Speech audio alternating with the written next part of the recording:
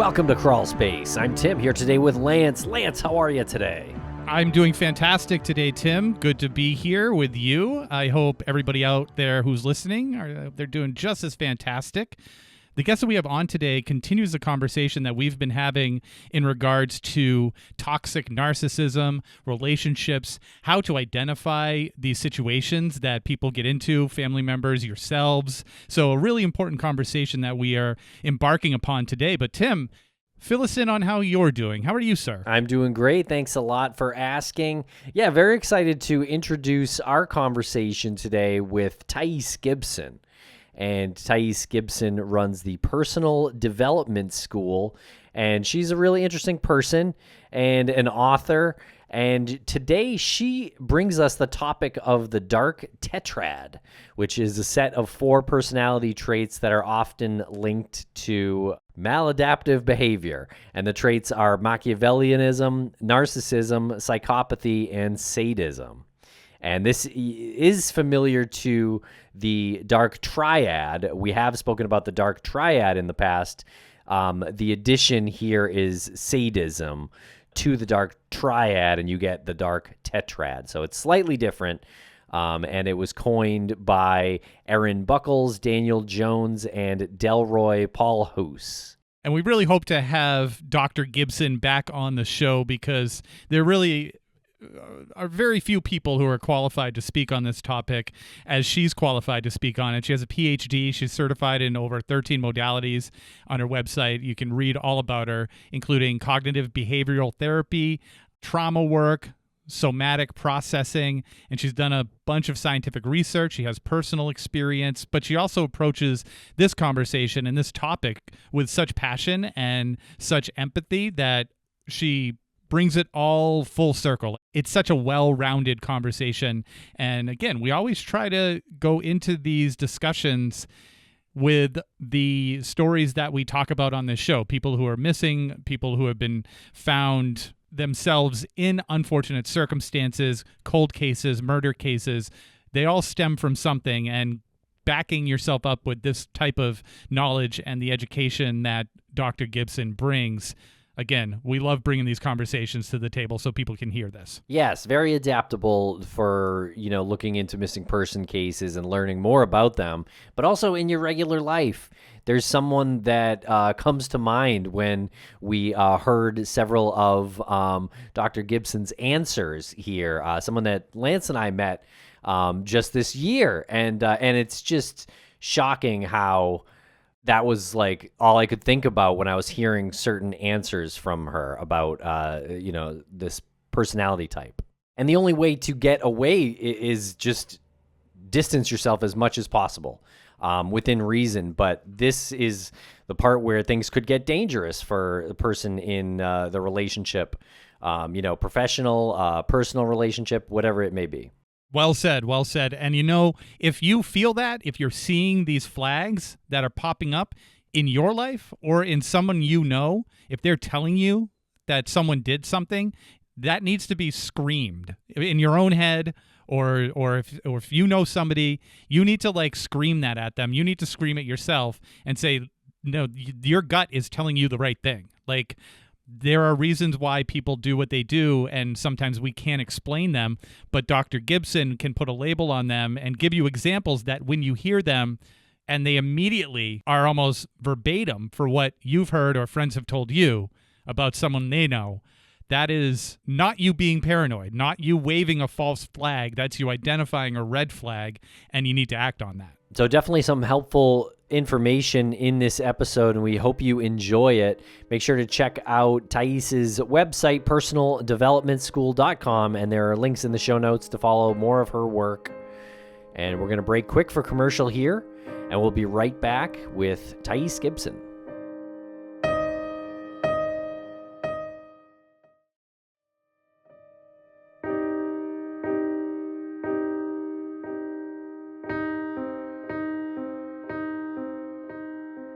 Thais Gibson, welcome to the podcast. How are you today? I'm doing amazing. How are you guys doing? Yeah, we're doing really well also. It was so great to get an email from one of the people that represents you in your work, and they reached out and said, would you be interested in having this guest on with your bio? And you just fit every single element of this show. Like, you check pretty much every box that we love to talk about on this show in a way to like educate and protect our listeners, maybe inform them about stuff that they're just not sure is happening in their lives, and stuff that might be potentially dangerous. But for those who don't know you, could you please tell the listeners who you are and maybe a little bit about why you are on the show today? Yeah, absolutely. And thank you for having me. So my name is Thais, and I have basically been in the field of psychology, relationships for over a decade.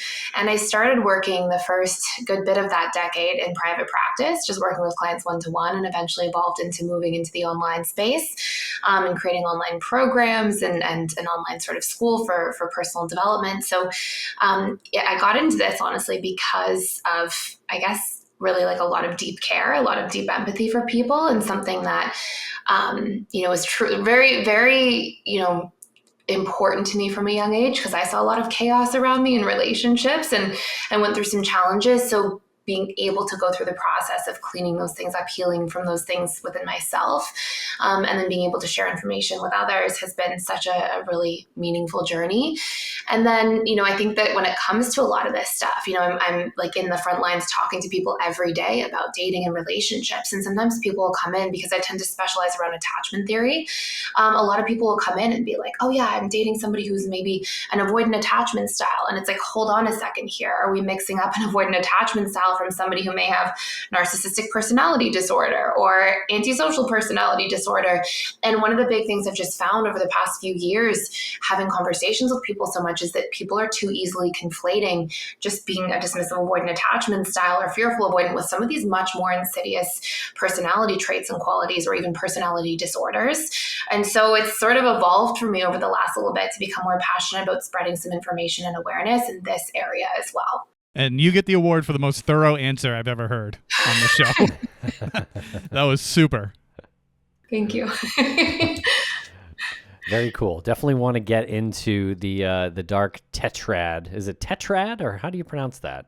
So originally it was the dark triad. It was created in 2002, and it started out that way and eventually evolved into the dark tetrad to include some other personality traits that I think we probably have to dig into and can't really leave out. Okay, yeah. Definitely want to ask about that very soon. But before we do, I do want to ask about your website, the Personal Development School. Can you tell us about that? Yeah, so it's an online school. We focus a lot in relationships, specifically around attachment styles. So for anybody who's less familiar, everybody has an attachment style. They're probably the single biggest predictor of how our relationships will go and what types of patterns we'll tend to see.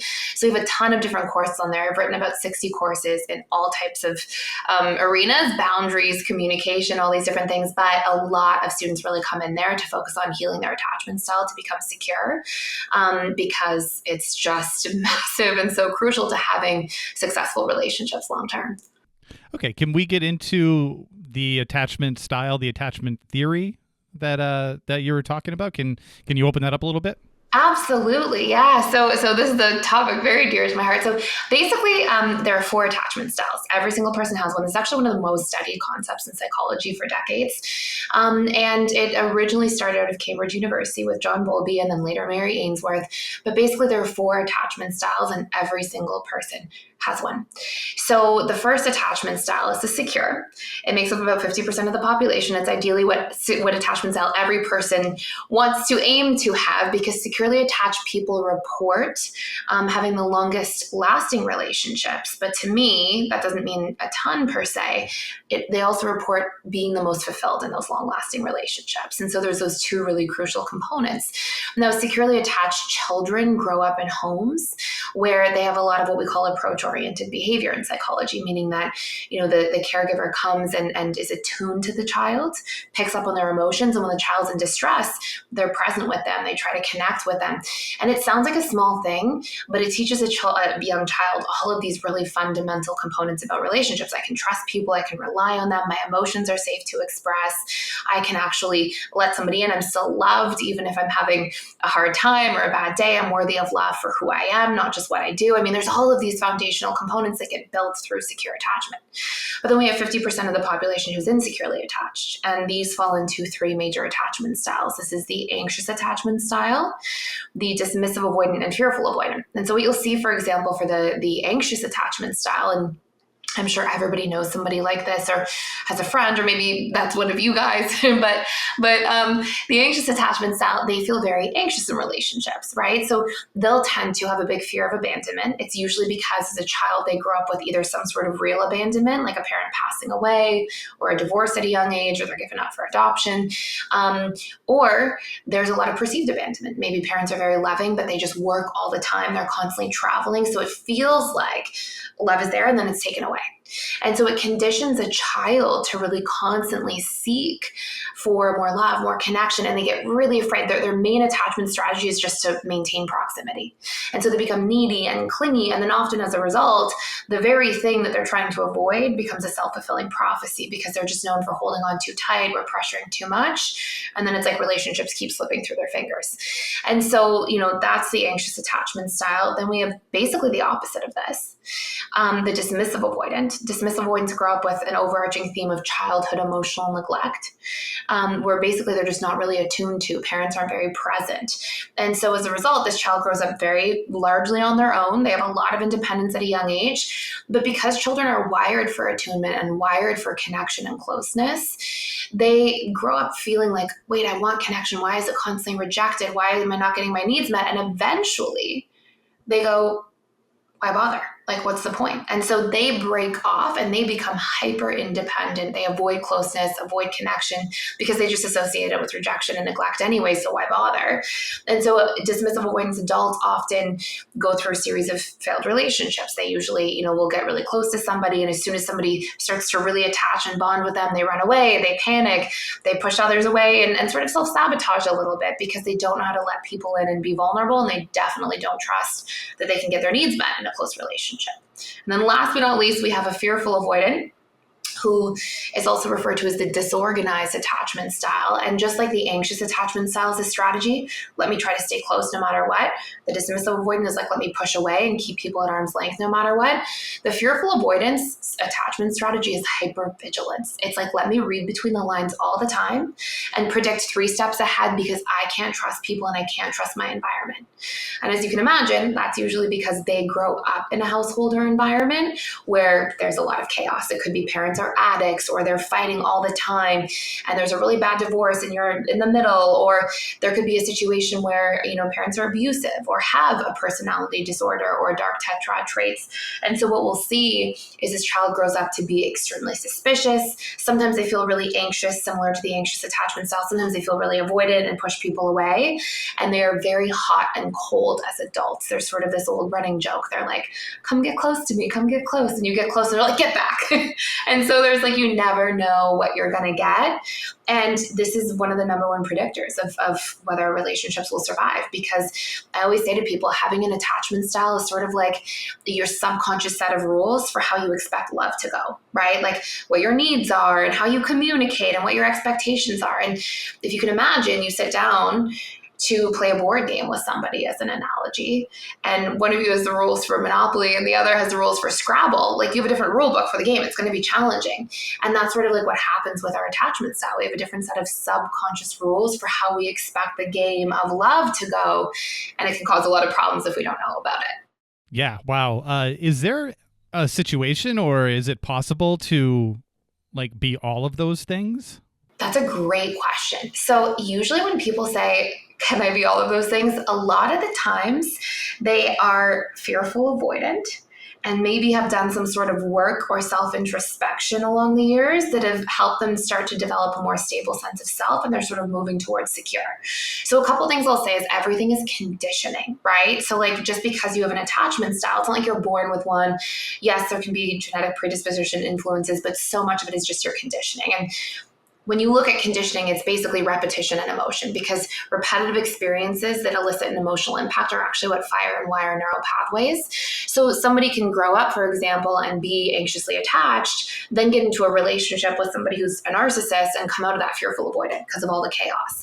Or somebody can grow up in an unhealthy household, but as an adult start reading and introspecting and trying to grow and heal, and they can start developing roots of being securely attached. So you can actually move the needle on your attachment style. It's definitely like what all of our programs teach and what we really focus on, and exactly how to do that and how to rewire those neural pathways so that we can actually heal at a root level. But when somebody is usually going, okay, can you be all of those things? A lot of the times it's that the fearful avoidant has that anxious and dismissive side, that hot and cold side. And then as they start healing, they start becoming a bit of a hybrid. Okay, I'm becoming more and more secure from fearful avoidant. And that's usually where you'll feel that kind of all-encompassing dynamic. Wow, really interesting. Thanks a lot for sharing that. Do you talk about these kinds of things on your podcast and YouTube page? Yes, this is the biggest place. Yeah, this is like the big focus that we have. We talk about other things too, but I just find that this is what people tend to love to learn about the most. So that's our big focus for sure. And how long does it take before you can identify this in somebody else? Like if you start a relationship with somebody or even yourself, like how long would it take for like me to identify what I'm like in my relationship? You know, does that question make any sense? It totally does. It's such an important question because, of course, it impacts our relationship so much. So we have like a free attachment style quiz that gives you a report based on a series of questions. So you could take a quiz, you could do something like that from an introspective point of view and find out pretty quickly. But if you're dating somebody and you're like, hey, what's this person that I'm dating? There are specific things to look out for. So you'll see, for example, that with somebody secure, they tend to talk openly about their feelings. They have a healthy degree of vulnerability, but they're not like telling you their whole life and all their problems really fast. They're happy to share and talk about their feelings or their day. They like to resolve conflict. They don't sweep things under the rug. They open with communication. They ask you deep questions about yourself. They're emotionally available. They're stable. They usually have a stable history because they have a lot of stable tendencies in their past, both in relationships, but even things like in your workplace, because of course your attachment style is really the relationship you have to yourself. It'll go with you into all arenas of life. If you're looking for somebody who's anxious, if you're trying to see is this person maybe anxious, you'll see they open up a lot very quickly. They try to move things along very fast. They may do a little bit of what we call emotionally dumping on people. So they'll kind of bring their problems to you because one of their characteristics is they struggle to self-soothe. So they will try to kind of get other people to soothe their problems. And they don't often know how to sort of mediate and regulate themselves very effectively. They often feel a lot of anxiety, fear of abandonment in a relationship, and they're always trying to get closer. So you'll see a lot of those. They have a lot of beautiful qualities. They're usually likable, friendly, charismatic, charming, very thoughtful and sweet. They spend a lot of time thinking about others. And so those will be some good anxious sort of traits to try to notice. Dismissive avoidance. When you first meet them, they're a little more standoffish. They're usually what we call a little more slow to warm up. They usually are very logical, rational, grounded, very practical. They're very slow moving in relationships. They'll avoid commitment. They won't even, they'll tend to even take a lot of time to make decisions sometimes around more serious matters. They really like to think things through. And on the more challenging side, they can really struggle with vulnerability. They can really struggle to open up. They can struggle to be present with people sometimes. Sometimes a partner or friend will be sharing something and they're looking at their phone or they're really avoiding too much closeness. They can be restless around intimate conversations, sweep conflict under the rug. Like those are the traits you'll more see there. And you'll see again in their relationship history that often they don't have really long-standing relationships, maybe a year or 10 months every so often, but have never really had like a long-term serious relationship for 5 years, often don't get married till much later in life, if at all, these types of dynamics. And then fearful avoidant attachment styles, they tend to present extremely well in the dating stage. So the early stage of relationships, they are very warm, present. They're great at getting other people to open up. And they seem like they're really good at reading people because of that hypervigilance. So they'll know what someone's looking for and sometimes even like chameleon into that. But as dating goes on, they're usually not opening up too much about the things that are going on for them or that they feel vulnerable about. They're very hot and cold. They can give a lot of mixed messages or mixed signals to people. And then they tend to be the ones that are more volatile in relationships. So more fighting, more ups and downs, the roller coaster relationships because they come from that background of more trauma. And so relationships trigger a lot of that attachment trauma for them as adults. And you mentioned that, you just had like this offhanded comment about they're looking at their phone, and that made me think about social media, and it made this question come into my mind. Has social media had like a negative or a positive or maybe a nothing impact on this? Such a great question. It's interesting. If you look at the attachment statistics, there hasn't been a tremendous amount of in-depth studies about what percent of the population is secure, but there are larger studies like Gallup polls, things like that. And it does appear that 50% of people who are originally secure is actually trending downwards. And one of my theories about this is, well, if one of the foundational features of what builds secure attachment is attunement, is the parent's ability to be present with their child. Well, now you bring us into a world and a generation where everybody's on social media all the time and distracted by their phones constantly. I mean, one of the primary casualties in that whole soup is that, like, here, now this person is so distracted. We have this distracted culture. One of the primary losses is attunement and presence, and an ability to really do things together and bond with your child outside, or, these important things that build that healthy foundation. And so I would definitely say that social media probably has more of a negative impact than positive when it comes to these things. I mean, you can make an argument for the other side but then we share more information like this and people learn, and there, there's a benefit to it, but absolutely the distraction component isn't a positive piece for building secure attached relationships. Now, how does the dark tetrad kind of fit into this side of your work? Yeah, so, this really came up a lot more recently over the past year, few months, and I've been doing a lot more work with our students and our programs around this, because honestly, a lot of times people would say, so one of the things that people are most interested in is when they have an avoidant partner, because this person's kind of a little dismissive or slow to warm up, and they're like, wait, what am I doing wrong? And often that can create like people-pleasing tendencies in other individuals who are more anxious or fearful avoidant. And so a lot of people come into our programs and be like, oh, is this person dismissive avoidant? They're slow to warm up. But sometimes there's a lot of other things going on that are far, far beyond that. And so I realized, wow, this has to be an educational piece. So the dark tetrad, which was originally their dark triad, talks about 4 major traits. So these are personality traits rather than attachment styles. And these personality traits are narcissism, which people are very familiar with. And I want to differentiate narcissism versus narcissistic personality disorder, which we can always come back to. But having narcissistic traits, Machiavellian traits, which are, for people who are not familiar, Machiavellian traits are things like individuals being deceitful, individuals manipulating, and there are some overlaps between these characteristics for sure. Then we have psychopathy, right? Again, not to be conflated with antisocial personality disorder, the clinical term for psychopaths and sociopaths. But basically we have narcissism, that entitlement, that constant need for admiration, Machiavellianism, the manipulation, the deceitfulness. And then we have psychopathy, which is really this lack of empathy, this impulsivity, this callousness as traits and characteristics. And then we have sadism, which is basically what evolved from the dark triad to the dark tetrad, and it's somebody who actually enjoys seeing other people in pain or inflicting pain. And so this can range from like, oh, my coworker did badly at their annual job review, haha, and something, that's sadistic in a sense at a higher level versus actually wanting to inflict pain upon other people. And of course, a lot of these personality traits themselves come from deep-rooted trauma at a young age, which then goes hand in hand with attachment trauma and how impactful a really strong amount of attachment trauma can be. But of course, as adults, these individuals end up being the individuals who, Machiavellian individuals are often the con artists of our world. Narcissists are often the individuals who will do anything for attention and power.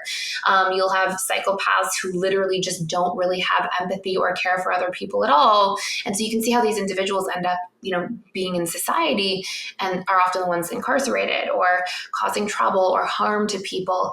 And, there are reasons for it. Yeah, that's really interesting stuff. Now, I imagine everyone who shares all 4 of those personality traits are serial killers. To be perfectly honest, if you have all 4 of these traits, then there's a much higher chance that you're incarcerated for more severe crimes. Like they go hand in hand, right? And so if you see an individual who is Machiavellian, just a lot of Machiavellian traits, they may be somebody who's, in jail or has a history of conning people, trying to take advantage, the fraudsters, those types. But then if we start piling on these other traits, well, we have somebody who's Machiavellian, but also narcissistic. Well, now this person might be somebody who's involved in a lot of white collar crime at a grander level because they need that attention and admiration and need to rise to the top. And they have this grandiose, larger than life personality, and they have a lot of entitlement, and they are lacking in empathy. But then when we pile on psychopathy, it's like, whoa, we really don't have empathy at all. We're not feeling empathy much in any degree. Narcissists lack empathy, but then psychopaths are just completely callous. I often say to individuals, when I'm sharing about this, if you can imagine as an analogy, let's say you're in a doctor's office waiting room, and we're looking only at the dark triad traits first, so narcissism, machiavellianism, and psychopathy.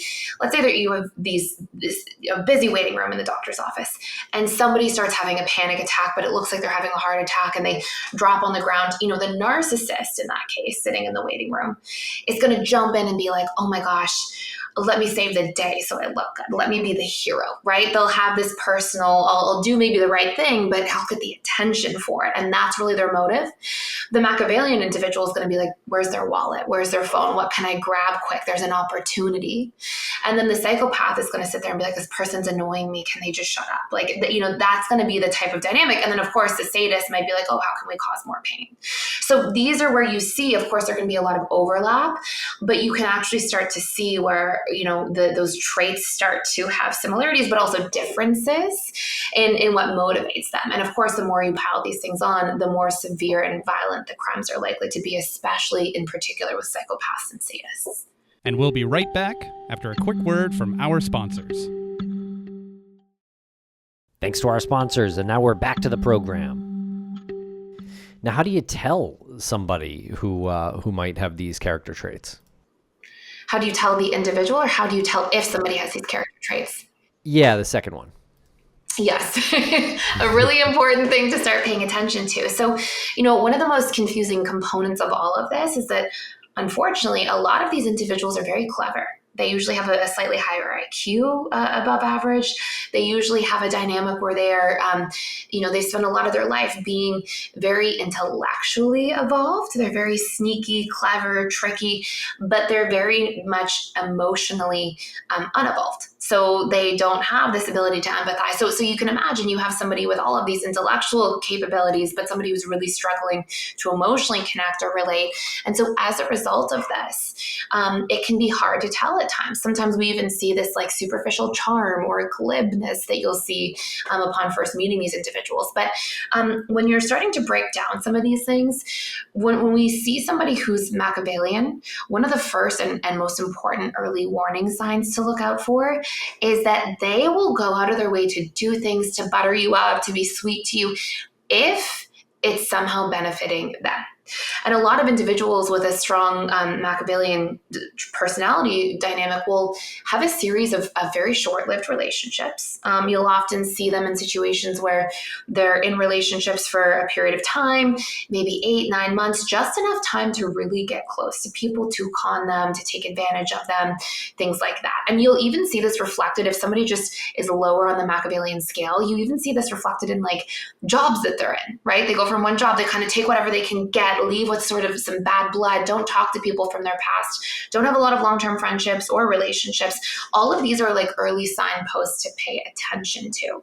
And you'll see they will do things for you if somehow they're going to take something from it, right? You think of things like the Tinder swindler, or you think of, those documentaries where we have people who are just really trying to con and take advantage. Narcissists, on the other hand, some of the defining traits for them is they are marked by having a personality that is very grandiose. They need to be the center of attention. They need to be doted upon. They have a certain sense of entitlements. Like you can imagine a narcissist going into a restaurant and sitting down and maybe there's a big line and they're like, I shouldn't have to wait in line. Like, why am I waiting in line? Do people know who I am? Like there's just this arrogance, this haughtiness, this feeling and experience of thinking, everybody should just know how amazing I am. Why doesn't everybody just get it? And narcissists a lot of times are very successful, but they constantly need people to tell them they are great, they are amazing. So those are some early traits. And of course, they'll often start off relationships by love bombing, by just like making somebody feel like they're so special. And really, it's their relationship to the love bombing is, let me figure out who you are. Let me get all of this information about what makes you really want me. And for me to be the center of your universe, and once I have you, then a lot of the cycles of abuse really start to begin. And you'll see both with narcissists and Machiavellian individuals that there's a lot of what we call intermittent reinforcement. And if you've ever seen, like, this is what gamblers get addicted to, right? Like, pull the slot machine, the third time you win something, the 107th time you win something, and there's this dopamine and cortisol response of intermittent reinforcement that's actually like very addictive. And so narcissists bring this into a lot of their relationships, and there can be some of that love bombing as a means to obtaining their own ends from the Machiavellian traits in individuals as well. Then when you look at like psychopaths and sadists, and we're sort of breaking it out there, psychopaths have a much more superficial charm. They'll sort of be charming and sometimes charismatic, but when you're really breaking it down, that charm or that charisma, it's very short-lived. It's very superficial and high level. They won't share personal things about themselves. In fact, a lot of those personal things may even be made up things that they share about themselves.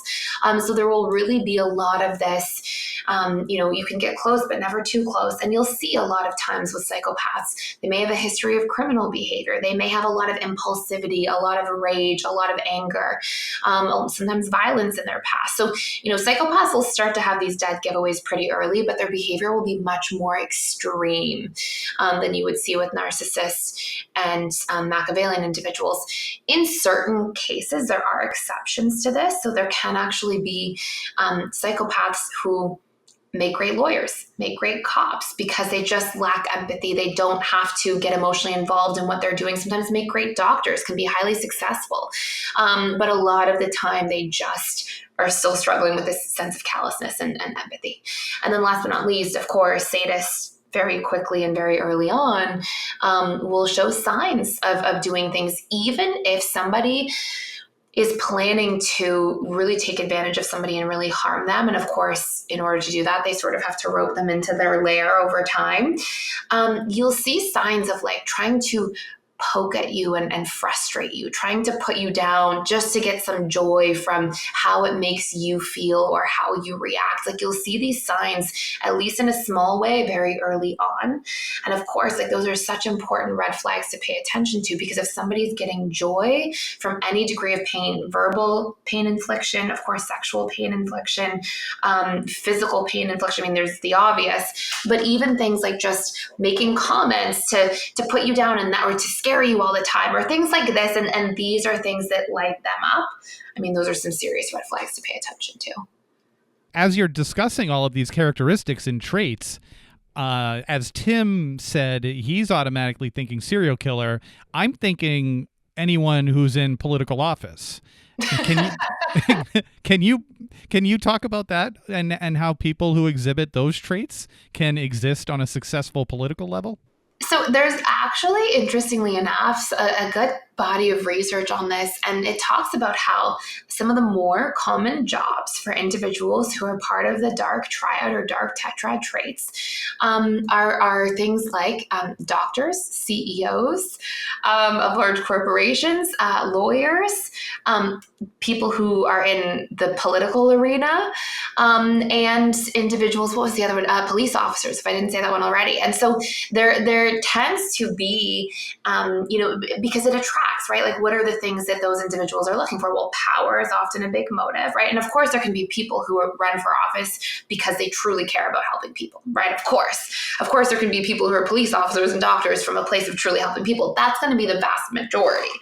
But, maybe less so in the political arena, but at least doctors and and maybe CEOs or police officers, but you are going to have, that type of power dynamic in a lot of those places can be something that's a big pull for narcissists, individuals who are Machiavellians, psychopaths, sadists, of course, right? Because they have that power over other people. They have that sense of control.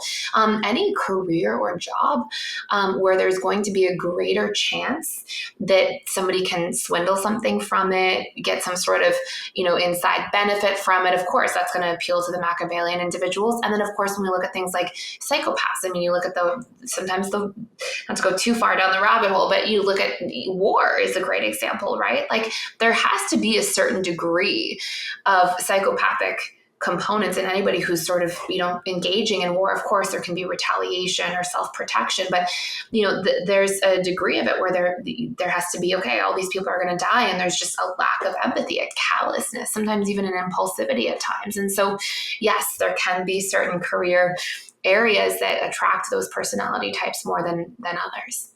Podcaster? No, probably not podcaster. That's like the furthest, the other end of the spectrum. Probably not. Now, are these the kinds of people who have pets, like animals, or are these the kind of people who would definitely not have animals? It's such a sad answer. The answer would be that, hopefully not. And listen, it's going to be a little bit different from somebody who's a narcissist versus somebody who's a psychopath, but you're going to have a lack of care and empathy in a lot of these cases for pets. But it is a fairly known thing when you look at antisocial personality disorder, which is, taking the dark tetrad traits of, and including psychopathy and actually pulling it into like, hey, now we have a full-on personality disorder of somebody who's diagnosed as a psychopath or sociopath. And it's known that a lot of psychopaths will, torture pets or harm pets or do things like that. And that really goes hand in hand with also sadism, right? It's going back to that key principle of individuals who are doing this get some sort of fulfillment, enjoyment, or just curiosity with no empathy at all from hurting and seeing how a pet will react. Those are red flags to look for. I mean, if there's anybody who's ever, obviously that's stating the obvious, but if there's anybody who's ever, have a history of that in childhood or anything, I mean, those are some serious things to look out for. And we'll be right back after a quick word from our sponsors. Thanks to our sponsors, and now we're back to the program. Cool. Okay, so when you say these are red flags, we say it a lot, and we have people who come on and we say, oh, that's a red flag. You got to pay attention to this. What do you do then, though? I feel like we don't follow up enough as like hosts and individuals when we hear that that's a red flag. So, okay, you see the red flag. What's your next step? Such a great question. So, when we were having the technical issues, we went through like all these different red flags and what they often can be. And one of the first things is that a lot of this is that there can be an addictiveness. A lot of these individuals are highly intellectual. They can be somewhat charming. And so there can be this addictive component. You get love bombed, you get put on a pedestal, made to feel special, important. However, that person's relationship to this is to gain something, power, control, hurt, harm, all of these different things. And so, one of the first things is a lot of people will sort of be in denial when they first hear these things. Oh, there's no way. Oh, this person's too charming. And I always say, if you see these things, the best thing to do is walk away immediately, because that's not going to be something too, healthy to be in. But a lot of times that's not possible, right? Sometimes it's, well, that's my boss at my job, or that's the person down the hallway that I work with who has these strange habits or tendencies, and I feel like my spidey senses are up. Well, in a lot of these cases, gray rocking is a good option. A lot of individuals talk about gray rocking when it comes to narcissism. The idea is that you literally just do not engage. You've probably heard this term in narcissistic communities, but it's literally like, all of these individuals, they are looking to gain something. And if you look at just a narcissist as an example, narcissistic personality disorder, I mean, the narcissist is going to gain something if you have a positive reaction to them or a negative one. Because if you have a positive reaction, they gain that entitlement, that admiration, that grandiosity. If you have a negative reaction, they are like, I have power over you. And you'll see that as well, right?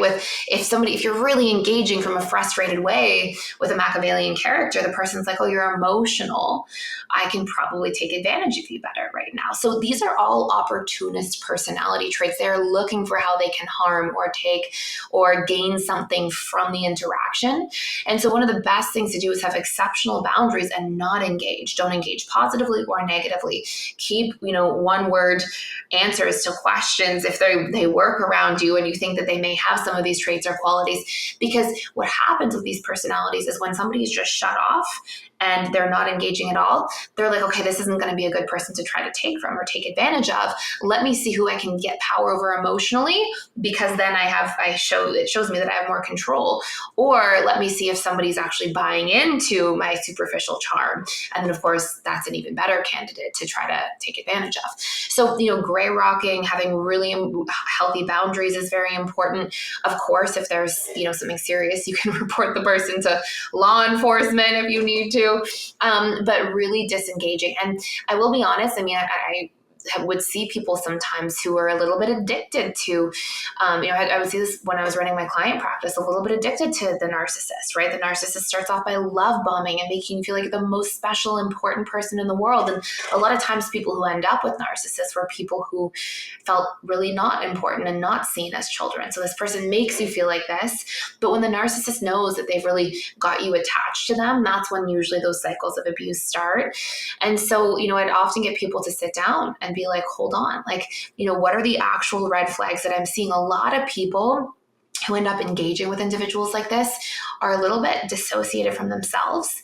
So you've probably all seen or heard of dynamics where somebody says, I kind of knew something wasn't right, but I just, I kept going or I kept engaging. And what's really happening is this person's not in their body. They're not actually saying, wait, how is this person making me feel? Somebody who's in a long-term narcissistic relationship, for example, if they paid any credence to how this person makes them feel, they'd realize, well, sure, I get love bombed and I feel good sometimes, but then the rest of the time is spent feeling like I'm walking on eggshells. I'm afraid, I'm nervous, I'm trying to win their approval. It doesn't actually feel physically good to be in a relationship with somebody like this, let alone somebody with more severe dark tetrad traits, right? The psychopathy, the sadism. So if somebody was more attuned and actually paying attention to how they feel, they would realize, wow, this actually isn't healthy. But a lot of these individuals end up being victims of people in relationships like this because they're so externally focused on other people. They're over empathizing with other people. They're trying to caretake for other people, that they leave the relationship to themselves and they're not really connected to their body and feelings or attuned to themselves.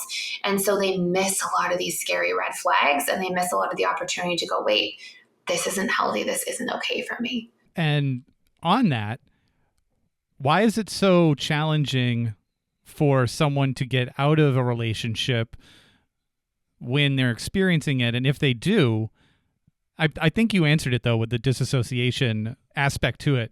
But when they get out of the relationship, are they more prone to get back into a similar relationship? It's such a great question. So the answer is unfortunately yes. And there's a few reasons for this. It can be really hard for somebody to leave a relationship like this. I really would compare it to the impact of an addiction, to gambling addiction, to things of that nature, because there is a neurochemistry. So there's this old study done with a whole bunch of rats.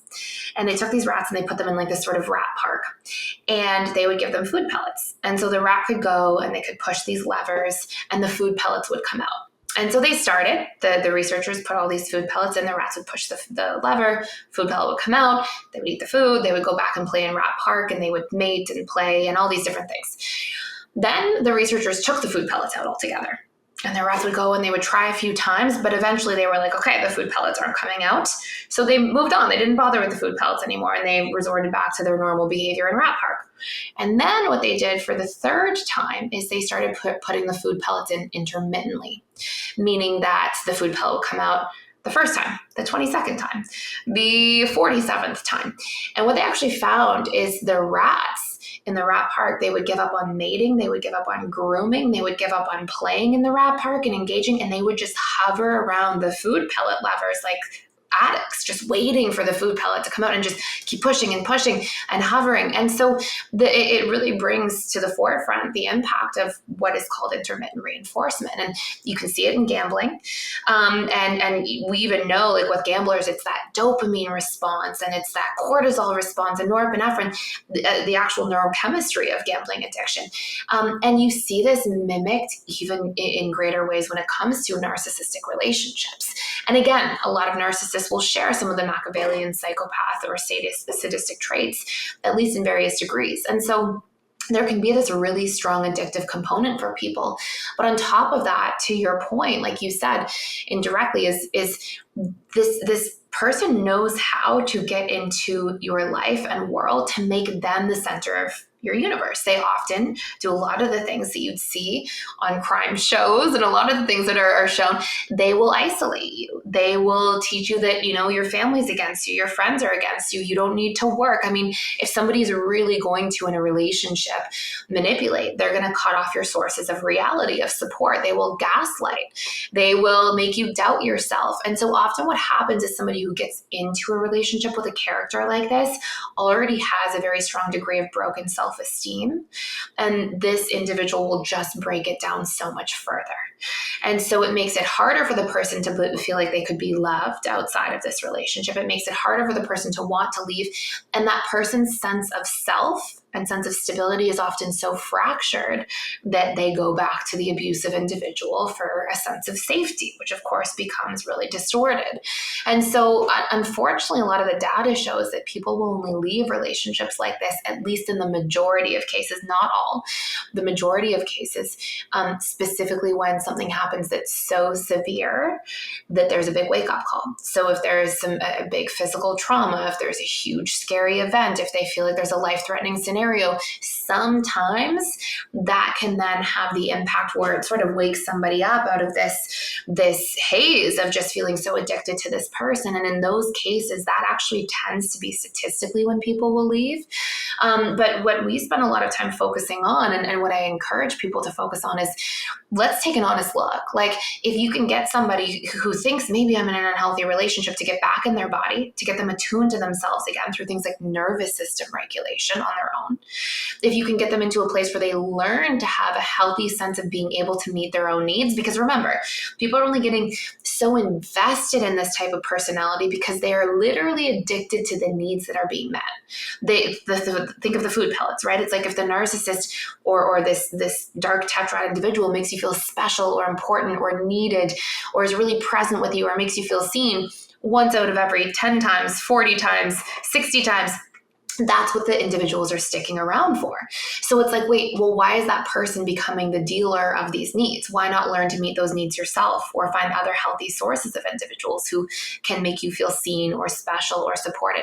So if we can learn to meet our own needs that this narcissist is meeting, if we can learn to get back into our body by regulating our nervous system and attuning to our own feelings, and then we can actually start really, truly looking at the person's behavior, writing out how they behaved, all the negative things they did, keeping track. Sometimes those things can actually bring a much earlier wake-up call, because we start connecting back to ourselves. We no longer need to be completely dependent on this person to meet these needs, and that's actually the source of the addiction. And then we start tracking their behavior and realizing consciously, hold on a minute here, the ratio of really unhealthy or scary behaviors to positive is just completely imbalanced. Yeah, this has been a great conversation. I had like 10 questions, and I think 8 of them you just answered as you spoke. So all I can come up with at the end here is just, wow, like everyone's always trying to get to like the root of why people do what they do and why people are perceived as victims, or why people suffer at the hands of other people. And this has just been an amazing conversation and super enlightening, and can't thank you enough for bringing this to the table today.